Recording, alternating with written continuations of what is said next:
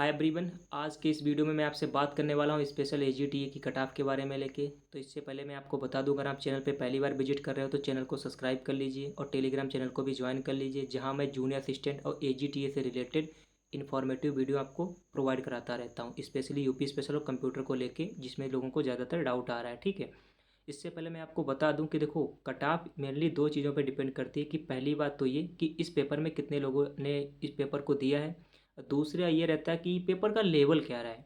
उसी के अकॉर्डिंग ही बनती है कट ऑफ। अभी के जो एग्जामिनर बैठा है ना, जिन्होंने इस एग्ज़ाम को फाइनल कट ऑफ डिक्लेयर करेंगे ना, उनको भी नहीं पता कि अभी कितनी रहेगी, क्योंकि बिना एग्ज़ाम अभी कैसे कोई बता सकता है। लेकिन फिर भी मैं आपको एक गेस करके बताने वाला हूँ, समझिए। ठीक है। देखिए, मैं 2014 से लेके अभी तक 2025 तक एग्रीकल्चर सेक्टर में पढ़ाई की है, इसीलिए मैं अपना कुछ अनुभव है जिसके कुछ तथ्यों के आधार पे आपको मैं यहाँ पे बता रहा हूँ। ठीक है।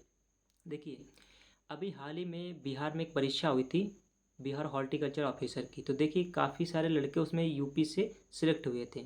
तो जो लड़के वहाँ पे एक ऑफिसर रैंक पे सिलेक्ट हो चुके हैं, तो वो तो इस एग्ज़ाम को स्किप करने वाले हैं, क्योंकि फॉर्म उन्होंने भी फिल किया था, तो एलिजिबल वो भी हैं। पहली बात तो ये हो गई। एक दूसरा पॉइंट ये है कि जो लड़के अभी एसटीए में है, देखिए एसटीए का जो फाइनल रिजल्ट आने वाला है, वो आपके जूनियर इसके एजीटीए के फाइनल रिजल्ट से पहले उसको फाइनल हो चुकी होगी वो भर्ती। तो जो लड़के एसटीए में सिलेक्ट हो चुके होंगे, तो वो अच्छे पढ़ने वाले बच्चे, तो वो इस एग्ज़ाम को क्यों देंगे। अब मान लीजिए वो एग्ज़ाम दे तो देंगे, क्योंकि अभी उसका फाइनल रिजल्ट नहीं आया है, लेकिन कहीं ना कहीं उनका जो फाइनल रिजल्ट है वो इस एजीटीए के फाइनल रिजल्ट से पहले आ चुका होगा। तो वो लोग कहीं ना कहीं डीबी स्किप कर चुके होंगे। तो ये जो फाइनल रिजल्ट आएगा एजीटी का, उसकी कटाव भी कम रहने वाली है। ठीक है। अब एक मैं तीसरा कारण बता रहा हूँ। देखिए, इस एग्ज़ाम में बहुत सारे ऐसे पर्सन हैं जिन्होंने 2010 से या 2012 में उन्होंने ग्रेजुएशन कंप्लीट कर रखा। मैं ऐसे बहुत सारे लोगों को जानता हूँ जो 2010 या 11-12 से अपना ग्रेजुएशन कंप्लीट कर चुके हैं। अब सोचिए, उसके बाद दो या शायद तीन वैकेंसी एजीटीए की भर चुकी हैं, गन्ना पर्यवेक्षक की भर चुकी हैं, लेखपाल की हो चुकी हैं। वो लोग आज तक नहीं सिलेक्ट हो पाए। सोचने की बात है। तो ऐसे बहुत सारे लोग हैं जिन्होंने सोचा चलो फॉर्म आया है, वैकेंसी आई है, भर देते हैं, हो जाएगा। तो बहुत सारे ऐसे पर्सन इसमें ऐड हैं जिनका इस एग्ज़ाम से एक्चुअल में पूछ आ तो उनके भी नंबर आ जाते हैं, 20-25 नंबर आ, 30-35 भी आ जाते हैं, 50 तक नंबर उनके भी आ जाते हैं। ठीक है। लेकिन उनसे आपका कंपटीशन नहीं है। इसके अलावा मैं बहुत सारे ऐसे पर्सन को जानता हूँ जो एसएससी जीडी में मेरे फ्रेंड्स सेलेक्ट हो चुके हैं, लेकिन उनका एजीटी का एग्ज़ाम लगा था, वो लोग स्किप कर देंगे, क्योंकि उनको वहाँ से छुट्टी नहीं मिल रही है। और मिल भी रही तो वो एक बार लग चुके हैं, तो वो अपने अदर एग्जामों को फोकस करें, अब वो इसको देना भी नहीं चाहते हैं। इसके अलावा अभी जो जूनियर असिस्टेंट के 5512 का है, कुछ उसके स्टूडेंट भी इसको देंगे, अच्छी बात है, लेकिन जिनका अच्छा नहीं होगा उसमें, वो इसको एग्ज़ाम को देंगे। एक ये रीज़न है। अभी मैं आपको बताता हूँ। और इसके अलावा जो यूपीपी के लड़के हैं, देखो जो यूपीपी में लड़के सिलेक्ट हो चुके हैं, अब उनका टारगेट यूपीएसआई रहने वाला है। वो इस एग्ज़ाम को दे तो देंगे, लेकिन कहीं ना कहीं उनका भी मन नहीं लग रहा है इस पोस्ट की तरफ। रीज़न क्या है, अभी वो ट्रेनिंग पे जा रहे हैं। अब ये जो पीक टाइम है ना उनका, तो ये भी कहीं ना कहीं लास्ट टाइम जो स्टडी उनकी डिसबैलेंस हो रही है, इसका भी एक रीज़न है। दूसरी बात, मैं एग्रीकल्चर लड़कों को बहुत अच्छे से जानता हूँ कि इसमें क्या इनकी मेंटलिटी रहती है इस एग्ज़ाम को लेके। ठीक है। बहुत सारे इसमें ऐसे लड़के हैं जो एग्ज़ाम तो दे रहे हैं, लेकिन उनका इस एग्ज़ाम से एक्चुअल में कोई लेना देना नहीं है। बस फॉर्म आया, फिल कर दिया, एजीटी की वैकेंसी आई है, बस भर दिया, चल दिया। अब देखो, मैं आपको बता दूं। देखिए, आप खुद को एक सेफ स्कोर में मान के चलते हैं, तो अभी मैं आपको बता दूं, तो आप 60 से लेके 70 के बीच में, इसी में आपका सिलेक्शन हो जाना है। अभी पेपर नहीं हुआ, मैं अपना अनुभव के आधार पे बता रहा हूँ, 60 से लेके 70 के बीच में इसमें आपका काम हो जाएगा। ठीक है। सिलेक्शन आपका हो जाएगा। लेकिन अभी पेपर नहीं हो सकता, पेपर में क्वेश्चन काफ़ी इजी पूछ रहे हैं, तो हो सकता है 1-2 नंबर बढ़ भी जाए, और या हार्ड पूछ रहे हैं तो हो सकता है 60 से कम में भी हो जाए। तो ये भी डिक्लेयर नहीं है, लेकिन फिर भी आप 60 से 70 के बीच में अपने को सेफ स्कोर में मान के चल सकते हैं।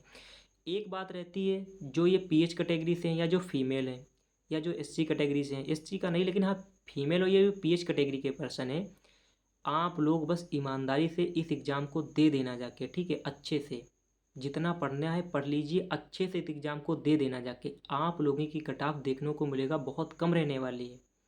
और मैं आपको बता दूं, इस एजीटी एग्ज़ाम में आप मन से सोच के देखिए, 3446 पोस्ट के लिए केवल 37,800 पर्सन को इन्होंने मेंस के लिए इन्होंने बुलाया है। इन 37,800 व्यक्तियों में मैं खुद को बहुत अच्छे से एनालाइज करने के बाद आपको बता रहा हूँ, कम से कम इसमें से 15,000 लड़के ऐसे होंगे जिनका इस एग्ज़ाम से कोई लेना देना नहीं है। उनसे आपका कंपटीशन बिल्कुल भी नहीं होने वाला है। रीज़न क्या है, वो फॉर्म फिल किए हैं कहीं ना कहीं ऐसे प्राइवेट कॉलेज से करके, बीएससी करके, जिनको सच पूछिए अभी भी वो उन मेथड से पढ़े हुए हैं, अभी भी वो धान का वनस्पतिक नियम, मोराइजा सटाइवा पढ़ रहे हैं, फ्लेनिस मायर गेहूँ को मामा को भी वो पढ़ रहे हैं।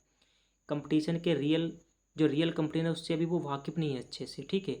तो मैं आपको बता दूं, एक पोस्ट के लिए 11% इसमें एलिजिबल हुए हैं, ऐसा समझ लीजिए। एक पोस्ट के लिए 11%, इस 11 में से जो 6% है जिनसे आपका कोई लेना देना नहीं है, बिल्कुल भी लेना देना नहीं है, उनसे आपका कंपटीशन है ही नहीं। आपका रियल कंपटीशन है सिर्फ 5 लोगों से, ठीक है। अब इन 5 को भी मैं आपको कैटेगरीज करके बता रहा हूँ, बहुत अच्छे से समझना इसको। जब रिजल्ट आएगा तो आप देख लेना। इन 5 में से 2% आपको ऐसे मिल जाएंगे इस टाइम पे जो सीरियस लड़के हैं। अब ऐसा नहीं कि हाल इसमें कट ऑफ ही नहीं जाएगी, इसमें कोई पढ़ने वाले लड़के ही अच्छे नहीं। एग्रीकल्चर में बच्चे थोड़ा कम जरूर होते हैं, लेकिन जितने होते हैं एकदम सॉलिड होते हैं, ये बहुत अच्छे से समझ लीजिए। तो ये जो बच्चे 5% है 11 में से, इनमें से जो 2% है वो इस समय इस कैटेगरी से बिलोंग करते हैं जिनका जो स्कोर आ रहा है वो 50 से 60 के बीच में आ रहा है। समझना, आपका जो कंपटीशन है 5 लोगों से, उन 5 में से भी जो 2% होंगे वो इस कैटेगरी में इस समय आ रहे हैं जिनका स्कोर मॉक टेस्ट में 50 से 60 के बीच में आ रहा है। तो उनको भी कहीं ना कहीं आप बीट करने वाले हो। अब बचे लास्ट के 3% जो एक्चुअल में जिनसे आपका कंपटीशन होने वाला है। अब इस तीनों में पता है, इन तीनों की जो मेंटल स्टेबिलिटी है बिल्कुल ठीक ठाक है, ये तीनों पढ़ने में अच्छे लड़के हैं। लेकिन इन तीनों में आपका जो कंपटीशन होने वाला है वो किस पे डिपेंड करेगा? आपकी स्टेबिलिटी पे, आपकी आपकी जो थिंकिंग एबिलिटी इस पे डिपेंड करेगा कि आप कैसे एग्जाम को टेकल कर पा रहे हो, हैंडल कर पा रहे हो। रीजन क्या होता है, हर बंदा एग्जाम प्रेशर को नहीं फील कर पाता। जब आप एग्जाम सेंटर के अंदर बैठोगे, एग्जाम दे रहोगे, अभी मॉक का है, अभी तो उनके 75 आ रहे हैं, तुम्हारे भी आ रहे होंगे। ये वो बंदे हैं 3 जिनका इस समय मॉक में स्कोर आप यकीन मानिए 60 से लेकर 75 के बीच में आ रहा है। ये वही 3 बंदे हैं जिनसे आपका कंपटीशन होने वाला है 11 बच्चों में से, जिनका इस समय मॉक में स्कोर 60 से लेकर 75 के बीच में आ रहा है। लेकिन अब इन तीनों बच्चों में आप कैसे इनको बीट कर पाओगे? रीजन यही है, देखो इन तीनों में नॉलेज तीनों के पास बराबर है, लेकिन जब ये एग्जाम हॉल में बैठेंगे, इनमें से एक लड़का ऐसा होगा, यकीन मान लीजिए, जो यहाँ पे तो पढ़ रहा है, फिर वहाँ जब एग्जाम देगा, ओ माय गॉड, ये पूछ रहा था निम्नलिखित में से कौन सा उत्तर प्रदेश में बांध नहीं है, मैंने सोचा तो है। वो नहीं और है वाले में कन्फ्यूजन रहेंगे, कहीं ना कहीं गोला भरने में मिस्टेक कर देंगे। फिर ये होगा कि हाँ, अरे ये वाली वैरायटी पूछ रहा था, अरे मैंने सोचा ये वाली कौन सी वैरायटी नहीं है, मैंने वो लगा दिया था, इसमें तो है पूछ रहा था। तो जो एग्जाम प्रेशर को फील नहीं कर पाते, खुद पे कंट्रोल नहीं कर पाते, जैसे पेपर का लेवल देखा टफ आया, निगेटिव मारने लगे, तो ऐसे 3 लड़कों में जो स्टेबल अच्छे से नहीं है, उनसे आपका कंपटीशन कम हो जाएगा। इसीलिए बता रहा हूँ, इसमें जो लिमिटेड कंपटीशन है, 11 बच्चों में से 6 बच्चों को निकाल दे जिनसे आपका कोई लेना देना नहीं है।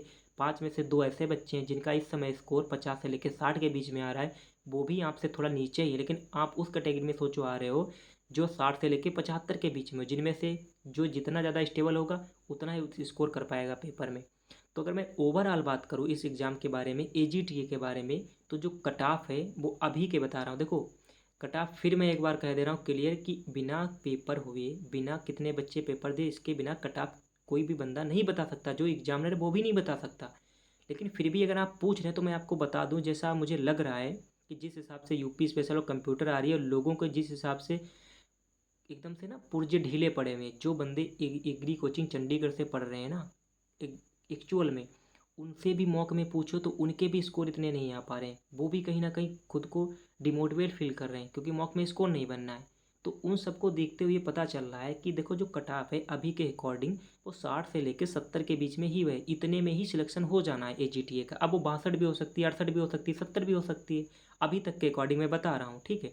लेकिन अगर एग्जाम हो जाएगा तो फिर सब कुछ क्लियर हो जाएगा कि कितनी रहने वाली है, फिर 2-4 नंबर तो वेरीफाई करेगा, लेकिन फिर क्लियर हो जाता है। लेकिन अभी के इतना मान लीजिए कि 60 से लेकर 70 के बीच में ही आपका काम हो जाना है। और जो PH हैं, या जो PH कैटेगरी है, जो वुमेन है, तो वो बस ईमानदारी से पेपर दे आना, आपका सिलेक्शन हो जाएगा। आपका बस 50-55 भी होंगे तब भी आप देखेंगे आप फाइट के रेंज में रहेंगे, ठीक है। तो अभी एग्ज़ाम हुआ नहीं है, तो इसलिए इतना डिमोटिवेट मत फील कीजिए।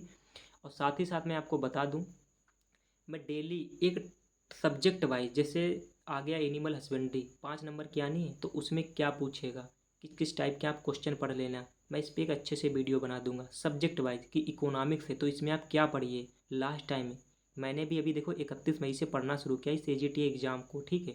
लेकिन बीते दिनों में मैं कॉन्फिडेंट हूँ कि हाँ मैं कर ले जाऊँगा, क्योंकि मैं यार अभी देखो, जब ये मैं वीडियो रिकॉर्ड कर रहा हूँ रात के 3 बज चुके हैं, सुबह 7 बजे मैं उठ के लाइब्रेरी भी चला जाता हूँ, ठीक है। और अभी रात के 3 बज चुके हैं, मेरे सोने का टाइम हो गया, नींद नहीं है लेकिन फिर भी कोशिश करूँगा सोने की। ये मेरा डेली का रूटीन है, सुबह 7 साढ़े 7 बजे लाइब्रेरी चला जाता हूँ, रात के 3 बजे तक मेरी बुक बंद होती है। तो आप समझिए, मैं एक प्रॉपर आपको, ये नहीं कि समय कम बचा, इस समय में क्या ऐसी चीज़ पढ़नी है जिससे आप मैक्सिमम आउटपुट ले सको, इसीलिए मैं आपको बता रहा हूँ। जैसे मैं आपको एक टॉपिक वाइज वीडियो बना दूंगा, जैसे सॉयल साइंस है तो इसमें क्या पढ़िए, तो सिलेबस को फिर कह रहा हूँ कि सोर्स कम रखिए, उस सिलेबस को सामने रख लीजिए, ठीक है। उन्हीं उन्हीं पॉइंटों को आपको पढ़ना है, पढ़ना कहाँ से ये आप डिसाइड कर लीजिए, लेकिन मैं अपनी तरफ से कुछ छोटे छोटे शॉर्ट नोट्स बना रहा हूँ छोटे छोटे टॉपिक के, वो मैं आपको शेयर कर दूंगा, आपको हेल्पफुल मिलेंगे, ठीक है। साथ ही साथ अभी एक मैं पीडीएफ कम, आप मेरे टेलीग्राम चैनल से जुड़ जाइए, वहाँ पे मैं बहुत सारी चीज़ें शेयर करता रहता हूँ, वहाँ पे आपको मिल जाएंगे, ठीक है। तो ये जो आपका डाउट रहा है कट ऑफ को लेके, इसको क्लियर कर लीजिए कि अभी आप इसके पीछे मत भागिए, अपना आउटपुट अच्छा दे दीजिए, अपना आप अंदर से अच्छे से करके चले आइए, जो होगा वो आपके पास हो जाएगा। इसमें कोई भी अदर दूसरा एग्जाम नहीं होता, टाइपिंग नहीं होती, तो कट ऑफ के पीछे इतना मत भागिए। और जिस हिसाब से पेपर आ रहे हैं भैया, उस हिसाब से यही लग रहा है कि 60 से 70 में आपका काम हो जाएगा। और किसी के कम आ रहे तो भी मत कंफ्यूजन में मत रहिएगा, क्योंकि अभी पेपर नहीं हुआ है, जब पेपर हो जाएगा तो सब क्लियर हो जाएगा, ठीक है। तो अभी जिन लोगों का डाउट था वो लोग, आप उम्मीद है आप लोग इसको अच्छे से समझ चुके होंगे। बाकी आपको किसी भी चीज़ पे वीडियो चाहिए तो आप कमेंट सेक्शन में कमेंट कर देना, और चैनल को सब्सक्राइब कर लीजिए, वीडियो को लाइक कर लीजिए जो लोग पहली बार जुड़े हो। साथ ही मेरे टेलीग्राम चैनल पे मैंने यूपी स्पेशल और कंप्यूटर के बारे में बहुत सी जानकारी दे रखी है, और इसकी प्लेलिस्ट में भी अलग से बना रखी है, आप उसको एक बार चेक कर लेना, ठीक है। Bye bye.